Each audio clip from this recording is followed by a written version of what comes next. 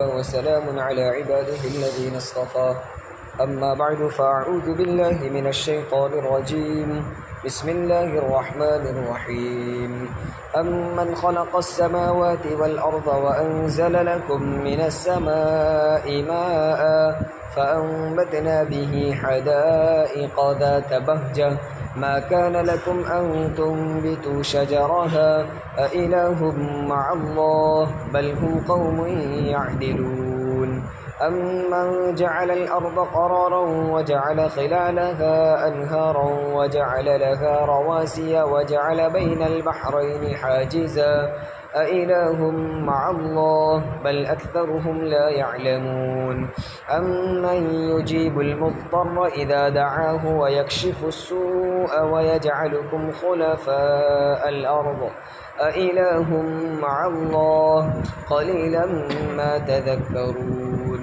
صدق اللہ العظیم۔ سورہ نمل کی تفسیر جاری تھی، جس میں اللہ تبارک و تعالی نے انبیاء علیہم السلام اور ان کی قوموں کے کچھ واقعات ذکر کیے۔ اگلی امتوں نے اپنے وقت کے نبی کی نافرمانی کرنے کی وجہ سے کیا کیا سزا پائی، اور اللہ کے ناراض کرنے کی وجہ سے ان کے ساتھ کیا معاملہ کیا گیا، وہ بطور عبرت ان واقعات کو اللہ تبارک و تعالی نے بیان فرمایا۔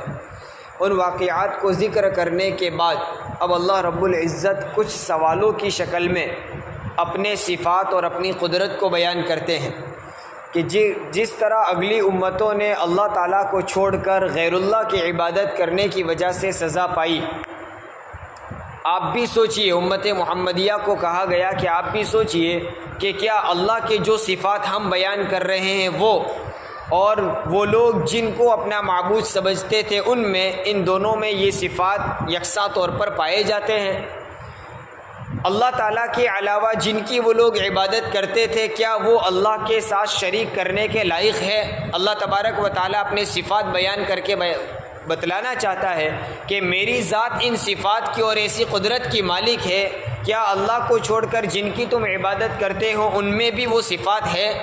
اگر تمہاری نظر میں کوئی ذات ایسی ہو جو اللہ کی صفات جیسی صفات اس میں پائی جاتی ہو تب تو ٹھیک ہے، لیکن اگر کوئی ذات ایسی نہیں ہے جو صفات ہم آگے بیان کر رہے ہیں وہ صفات اللہ کے علاوہ کسی اور ذات میں نہیں پائے جاتے تو پھر اللہ کو چھوڑ کر کسی اور کی عبادت بھی نہیں ہونی چاہیے۔ تو پہلی آیت میں بیان فرمایا امن خلق السماوات والارض، کون ہے وہ ذات جس نے آسمانوں اور زمین کو پیدا کیا؟ جن غیروں کی عبادت تم کرتے ہو، اللہ کو چھوڑ کر جن بتوں کی تم عبادت کرتے ہو، جن کو تم اپنا مشکل کشا اور حاجت روا سمجھتے ہو، کیا ان میں سے کوئی ہے جو اس بات کا دعویٰ کر سکے کہ میں نے زمین کو بنایا اور میں نے آسمان کو بنایا؟ یہ لوگ آسمان تو کیا بنائیں، ایک چھوٹی سی چھت بغیر سہارے کے نہیں بنا سکتے۔ اللہ رب العزت فرماتا ہے میں نے اتنی بڑی زمین کو اور اتنے بڑے آسمان کو بنایا، اور زمین کو بھی عجیب و غریب بنایا، نہ بہت زیادہ سخت ہے اور نہ بہت زیادہ نرم ہے، اتنی سخت نہیں ہے کہ انسان اس میں کھدائی کر کے عمارت قائم نہ کر سکے، اتنی زیادہ سخت نہیں ہے کہ اس میں گڑھا کھود کر آدمی اس میں سے پانی نہ نکال سکے، اور اتنی نرم بھی نہیں ہے کہ قدم رکھے اور زمین میں دس جائے، بلکہ نہ نرم ہے نہ سخت ہے۔ ہم سب دیکھتے ہیں زمین سے ایک نرم و نازک پودا نکلتا ہے، بہت نازک اور نرم ہوتا ہے، لیکن وہ نرم پودا بھی زمین کو پھاڑ کر باہر آ جاتا ہے۔ ایک دانے میں سے ایک نازک پودا جو نکلتا ہے زمین کو پھاڑ کر باہر آ جاتا ہے۔ اس پودے کو دیکھتے ہوئے لگتا ہے زمین بہت نرم ہے، تبھی تو ایسے نازک اور نرم پودے نے بھی زمین کو پھاڑ دیا، لیکن اسی پودے کو، اسی ایک کوپل کو ہم اکھاڑ پھینکے اور پھر اسی کوپل کو ہم دوبارہ زمین میں ڈالنا چاہے تو ہم نہیں ڈال سکیں گے، زمین میں سوراخ نہیں کر سکیں گے اس کوپل کے ذریعے سے، وہ پودا ٹوٹ جائے گا لیکن زمین نہیں پھٹے گی، حالانکہ وہی پودا زمین کو پھاڑ کر باہر آیا ہے۔ اب دوبارہ ہم داخل نہیں کر سکتے، اس سے لگتا ہے زمین بہت سخت ہے۔ تو حاصل یہ ہوا کہ زمین نہ بہت زیادہ سخت ہے نہ بہت زیادہ نرم ہے، اور اللہ تعالیٰ نے زمین کے اندر انسان کی ضروریات کے بے شمار خزانے رکھ دی۔ اور وہ خزانے سالہ سال سے نکل رہے ہیں اور انسان اس سے استفادہ کر رہا ہے۔ آسمان کو بنایا، اتنا بڑا آسمان بنایا، اس کا کوئی سہارا اور کوئی ستون نہیں ہے، اور ایسا آسمان بنایا کہ ہم سالہ سال سے دیکھ رہے ہیں اور ہزاروں سال سے دنیا اس آسمان کو دیکھ رہی ہے۔ آج تک نہ اس کے کلر میں فرق آیا، نہ اس کی شائننگ میں کوئی فرق آیا، اور نہ اس میں کوئی دراڑ پڑی، نہ پھٹن ہوئی، بلکہ اللہ تبارک و تعالیٰ تو باقاعدہ دعوت دے رہا ہے کہ تم دیکھو اس آسمان کو، اور ایک مرتبہ نے کرتین دیکھتے ہی رہیے، تمہاری نظریں دوبارہ لوٹ آئے گی، تم دیکھ کر تھک جاؤ گے، لیکن کبھی آپ کو دنیا ساری گھومتے ہوئے آسمان کو آپ دیکھتے رہو گے، کہیں اس میں ایک دراڑ اور پھٹن نظر نہیں آئے۔ یہ اللہ تبارک و تعالیٰ اپنی صفت بیان کر کے آگے سوال کریں گے، اِلٰہٌ مع اللہ، کیا اللہ کے ساتھ شریک کرنے کے اور کوئی ذات لائق ہے؟ ایسا آسمان بنانے اور ایسی زمین کی بنانے کی قدرت کسی اور میں ہے؟ پھر فرمایا وَأَنزَلَ لَكُم مِّنَ السَّمَاءِ مَاءً، آسمان بنایا اور آسمان سے اللہ تبارک و تعالیٰ نے پانی کو برسایا، پانی کو اتارا۔ اور یہ بات ہر شخص تسلیم کرتا ہے، اللہ کو چھوڑ کر دوسروں کی عبادت کرنے والے، یہاں تک کہ اللہ کا صراحتاً اپنی زبان سے اقرار کرنے والے بھی، اگر آپ ان سے پوچھئے بارش کون برساتا ہے تو اگر وہ اللہ کا نام نہیں لیں گے تو آخر میں یوں کہہ دیں گے یہ تو اوپر والے کا کام ہے۔ تو اللہ رب العزت فرماتا ہے یہ قدرت صرف ہمارے ہاتھوں میں ہے، اور صرف اللہ ہی کی ذات ہے جو آسمان سے پانی کو اتارتا ہے۔ پانی ایک ایسی چیز ہے جو ہر مخلوق کی ضرورت ہے، ہر جاندار کی ضرورت ہے، انسانوں کے علاوہ بھی دیگر جاندار مخلوقات بھی پانی کے بغیر نہیں جیتی۔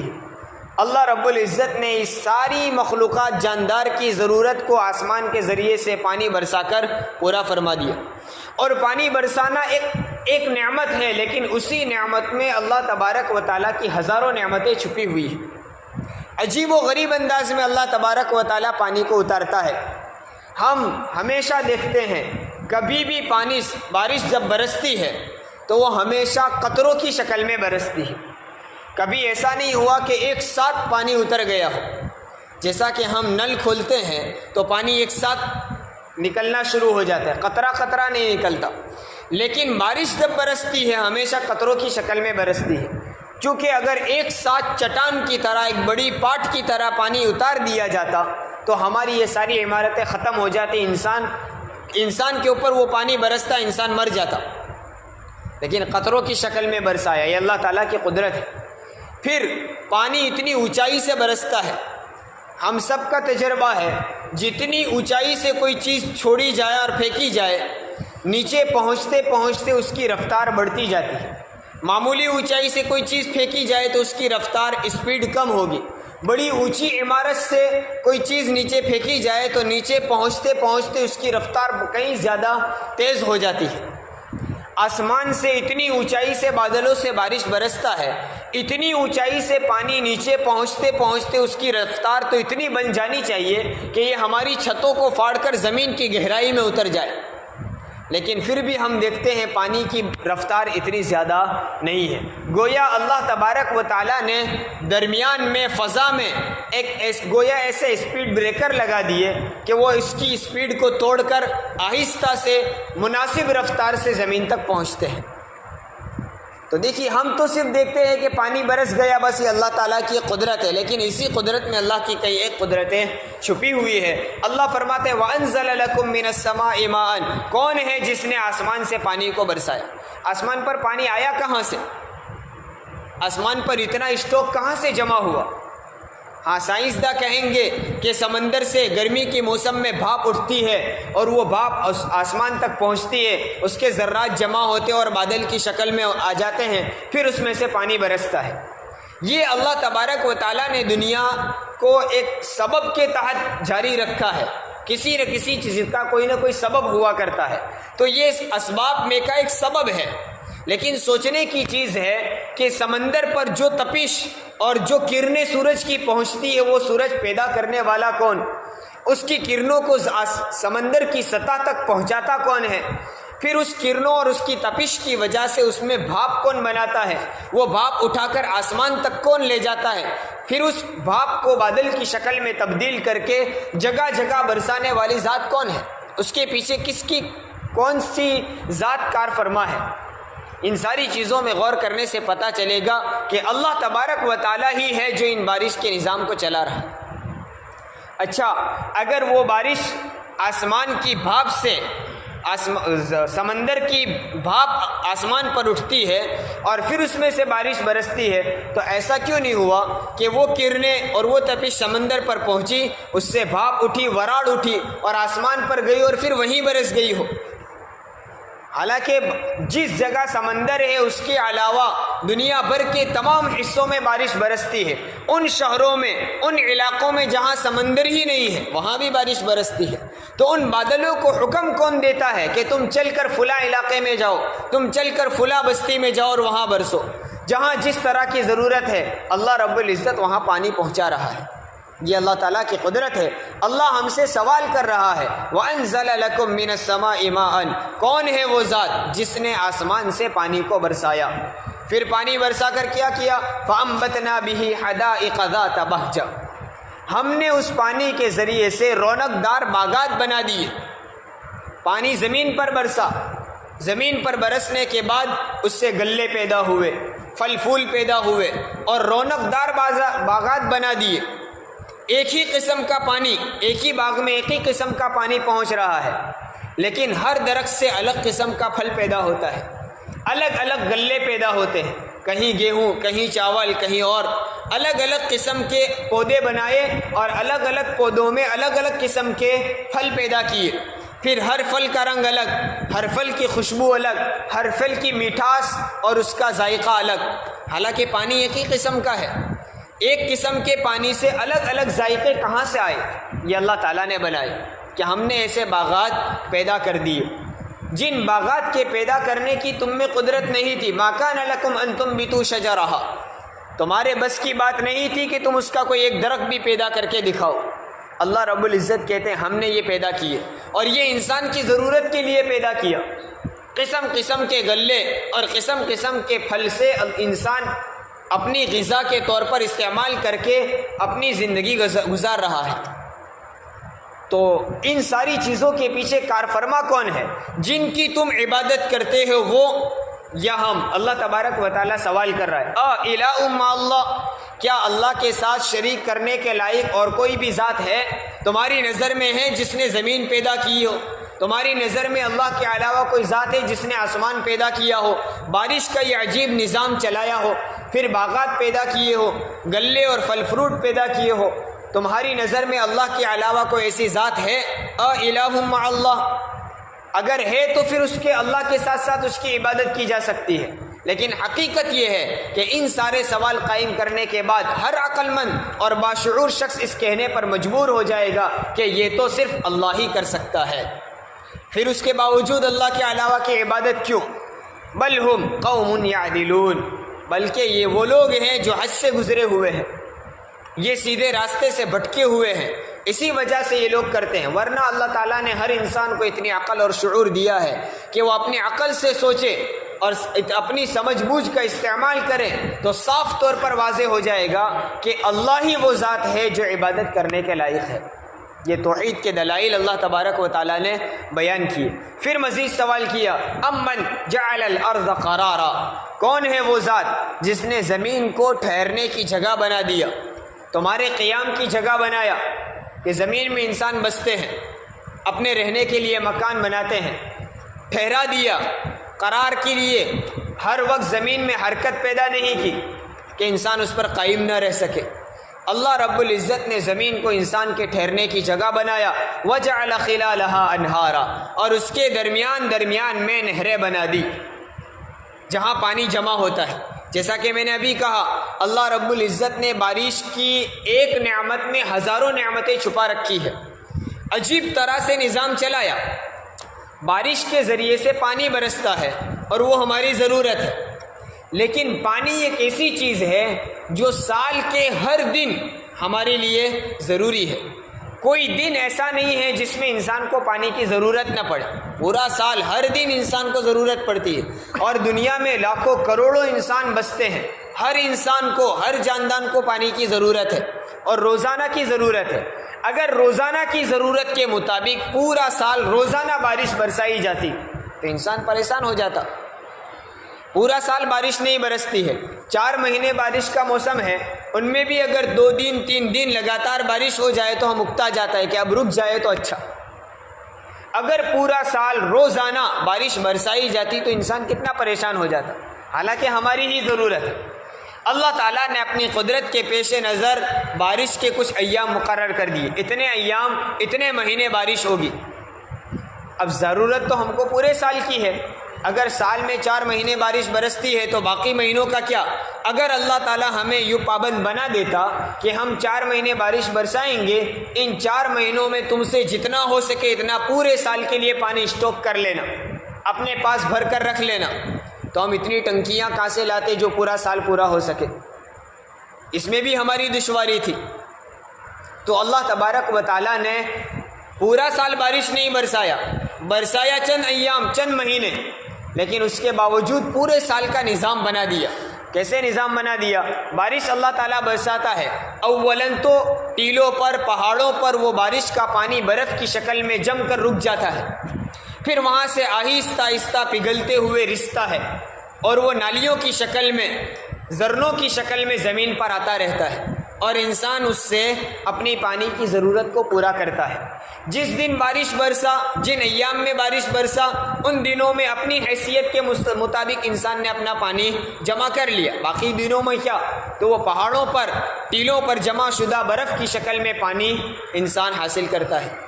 اس کے علاوہ زمین میں بہت سے مواقع میں، بہت سی جگہوں میں اللہ تبارک و تعالیٰ نے ندیاں بنا دی، نہریں بنا دی، وہاں پانی جمع ہو جاتا ہے۔ اس پانی سے انسان ایک مدت تک فائدہ حاصل کرتا رہتا ہے، لیکن ایک موقع پر وہ بھی پانی ختم ہو جاتا ہے، 2 مہینے 4 مہینے کے بعد وہ پانی ختم ہو گیا۔ اب کیا کیا جاوے؟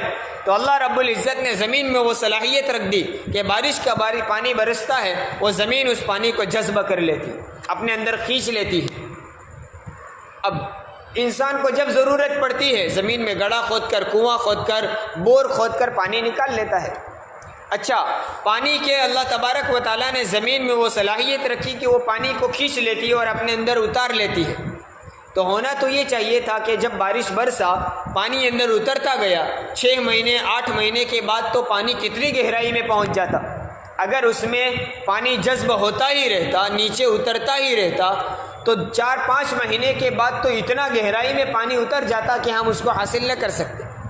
لیکن پانی اس میں جذب ہوتا ہے، اس کے پیچھے بھی اللہ تعالیٰ کی قدرت کار فرما ہے کہ ایک حد تک پانی نیچے جا کر رک جاتا ہے اور پھر وہ وہاں نیچے ہی نیچے بہتا رہتا ہے، تاکہ انسان کو جب کبھی ضرورت پڑے اس گہرائی تک پہنچ کر اس پانی کو حاصل کیا جا سکے۔ تو اگر اللہ تعالیٰ کی ان قدرتوں میں ہر غور کرے تو پتہ چلے گا ایک نعمت میں ہزاروں نعمتیں چھپی ہوئی ہیں۔ تو یہ ساری چیزوں کے پیچھے کام کرنے والی ذات کون سی ہے؟ اللہ تعالیٰ سوال کرتا ہے، ہم نے نہریں بنا دی اور تمہارے پانی کا انتظام کر دیا، وَجَعَلَ لَهَا رَوَاسِيَ، اور پھر اس زمین کو ٹھہرانے کے لیے ہم نے پہاڑ گاڑ دیے، میخیں گاڑ دی، پہاڑ اتنے بڑے بڑے بنا دیے تاکہ زمین ڈاوا ڈول نہ ہو جائے، زمین ان بیلنس نہ ہو جائے۔ تو اتنے بڑے پہاڑ گاڑ کر زمین کو اللہ تعالیٰ نے ٹھہرا دیا، رکا دیا۔ وَجَعَلَ لَهَا رَوَاسِيَ وَجَعَلَ بَيْنَ الْبَحْرَيْنِ حَاجِزًا، اور ہم نے 2 سمندروں کے درمیان ایک پردہ حائل کر دیا۔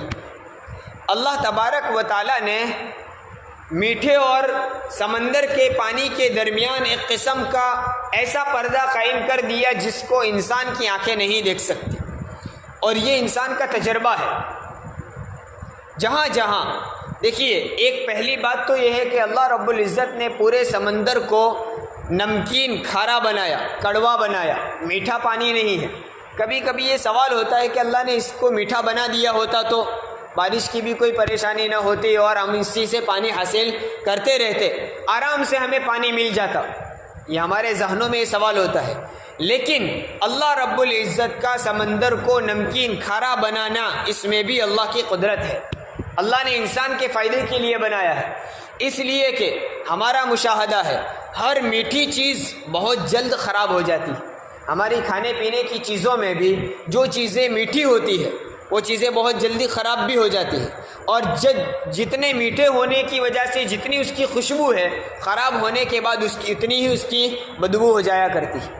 میٹھی چیز خراب ہو جاتی ہے تو اس میں سڑاوا ہو جاتا ہے اور وہ خراب ہو جاتی ہے۔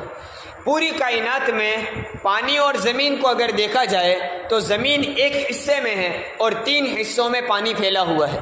اگر یہ پورا سمندر کا پانی میٹھا بنا دیا ہوتا تو اس کی خوشبو کی وجہ سے، اس کی میٹھاس اور حلاوت کی وجہ سے وہ پورا پانی سڑ کر خراب ہو جاتا اور اتنا بدبودار ہو جاتا کہ اس کی بدبو ہی سے سارے انسان مر جاتے۔ پھر پوری دنیا کی جتنی خرابیاں، جتنے سڑاوے، جتنی غلاظتیں اور جتنے بیکار چیزیں ہیں، لے دے کر گھوم پھر کر وہ تقریباً تمام چیزیں سمندر میں جا کر گرتی ہیں۔ اگر وہ پانی میٹھا ہوتا تو ہماری خراب چیزیں، ہماری غلاظتیں اور ساری بیکار چیزیں سمندر میں گرتی تو فوراً خراب ہو جاتا، لیکن اس کی کڑواہٹ، اس کی سختی اور اس کی کھارے پن کی وجہ سے جتنی گندی چیزیں اس میں ڈالی جاتی وہ سب کو ہضم کر جاتا ہے، بھسم ہو جاتی ہے وہاں جا کے۔ اس کے علاوہ سمندر ہی کے اندر کئی لاکھ اللہ تعالیٰ کی مخلوقات بستی ہے۔ اللہ نے اس میں بھی اپنی مخلوقات کو پیدا کیا، وہ وہی پیدا ہوتی ہے، وہی مرتی ہے، اور نہ جانے روزانہ کی کتنی مخلوقات ان میں مرتی ہوگی۔ بھئی دنیا، جو پوری دنیا ہے وہ ایک حصہ ہے اور پانی 3 حصوں میں پھیلا ہوا ہے۔ ایک حصے میں انسان پھیلے ہوئے ہیں، ان میں بھی ہر روز کئی انسانوں کی موت ہوتی ہے، تو 3 حصوں میں پھیلے ہوئے پانی میں کتنی مخلوقات مرتی ہوگی۔ اگر پانی میٹھا ہوتا تو ان مخلوقات کے مرنے اور ان کے جسم کے سڑنے اور خراب ہونے کی بدبو سے انسان مر جاتے، لیکن پانی کو اللہ تعالیٰ نے وہ نمکین اور کھارا بنایا جس کی وجہ سے اس میں مرنے والی مخلوقات وہیں مر کر فوراً ختم ہو جاتی ہے۔ یہ اللہ تعالیٰ کی قدرت ہے۔ اب یہ ہے پانی نمکین۔ سمندر میں بہت سا پانی، میٹھا پانی بھی شامل ہوتا ہے۔ بارش کا پانی برستا ہے اور برس کر بہہ کر بہت سا پانی سمندر میں جاتا ہے، لیکن اللہ تعالیٰ فرماتے ہیں ان سمندر کے کھارے پانی اور میٹھے پانی کے درمیان ہم نے ایک قسم کا پردہ بنا دیا ہے۔ اس لیے دنیا کا مشاہدہ ہے کہ جہاں سمندر میں پانی، میٹھا پانی گرتا ہے، وہاں کئی میل دور تک وہ میٹھا پانی بہہ رہا ہوتا ہے، لیکن اس کے باوجود وہ میٹھا اور کھارا پانی گھل مل نہیں جاتا۔ ایک طرف میٹھا ہے، ایک طرف کھارا پانی ہے، اس کے درمیان میں وہ کون سی چیز حائل ہے؟ اللہ تعالیٰ کہتے ہیں ہم نے قسم کا پردہ بنا دیا ہے۔ وَهُوَ الَّذِي مَرَجَ الْبَحْرَيْنِ حَاجِزًا، اللہ تعالیٰ نے ان دونوں کے درمیان میں قسم کا پردہ بنا دیا ہے۔ هَذَا عَذْبٌ فُرَاتٌ وَهَذَا مِلْحٌ أُجَاجٌ، ایک طرف کڑوا کھارا پانی ہے اور ایک طرف میٹھا اور پسندیدہ پانی ہے، حالانکہ درمیان میں کوئی فاصلہ نہیں ہے، اس کے باوجود ہے۔ اور جہاں جہاں سمندروں میں بہت سے موقع پر مد و زجر ہوتا ہے، پانی بڑھتا ہے، کم ہوتا ہے، بسا اوقات پانی اتنا زیادہ ہو جاتا ہے کہ بڑھ کر سمندر کا پانی ندیوں میں آ جاتا ہے، جہاں میٹھا پانی جمع ہے۔ وہاں بھی لوگوں کا مشاہدہ ہے کہ وہ پانی سمندر کا بڑی تیزی کے ساتھ، بڑی تیز رفتاری کے ساتھ وہ ندی میں آ کر گرتا ہے، اور جہاں میٹھا پانی ہے اس کے باوجود اوپر آیا ہوا سمندر کا پانی کھارا ہے، اور نیچے سے اگر موٹر کے ذریعے سے پانی کھینچا جائے تو میٹھا ملتا ہے۔ پھر ایک زمانہ گزرنے کے بعد آہستہ آہستہ پھر وہ پانی ختم ہو جاتا ہے، تو اوپر سے سمندر کا پانی نکل جاتا ہے اور نیچے میٹھا پانی جو کا تو رہ جاتا ہے۔ تو اس کے درمیان میں وہ کون سی چیز ہے جو ان دونوں پانی کو جمع نہیں کرتی ہے؟ اللہ فرماتا ہے وَجَعَلَ بَيْنَ الْبَحْرَيْنِ حَاجِزًا، وہ کون ذات ہے جس نے 2 سمندروں کے درمیان پردہ بنا دیا؟ اِلَٰهٌ مَّعَ اللَّهِ، کیا اللہ کے ساتھ شریک کرنے کے لائق اور کوئی ذات ہے جس میں اس طرح کی قدرت اور اس طرح کی صلاحیت موجود ہو؟ بل اکثرهم لا يعلمون، نہیں بلکہ ان میں سے اکثر لوگ جانتے نہیں ہیں۔ یہ جو لوگ غیر اللہ کی عبادت میں اللہ کو چھوڑ کر اپنا مشکل کشا سمجھتے ہیں، اللہ کو چھوڑ کر کسی اور کو اپنا حاجت روا سمجھتے ہیں، اللہ کو چھوڑ کر کسی اور کی منتیں مانتے ہیں، وہ اکثر وہ لوگ ہیں جو جانتے نہیں ہیں، ان کے پاس علم نہیں ہے، جہالت کی وجہ سے اور بے سوچے سمجھے ان کام کے کرنے کی وجہ سے یہ شرک و کفر میں مبتلا ہے۔ تو یہ اللہ تبارک و تعالیٰ نے چند صفات اپنے بیان کر کے امت محمدیہ کو گویا ایک سوال قائم کر کے سمجھایا ہے کہ اللہ کے علاوہ کسی اور میں ایسے صفات نہیں ہیں۔ اگلی امتوں کے واقعات بیان کر کے اللہ ان صفتوں کو بیان کرتا ہے کہ اگلی امت کے لوگوں نے وقت کے نبی کی بات کو ٹھکرا کر اللہ کو چھوڑ کر غیروں کی عبادت میں لگ گئے، جیسا کہ موسیٰ علیہ السلام کا واقعہ گزرا کہ ان کے قوم نے بچڑے کی عبادت شروع کر دی۔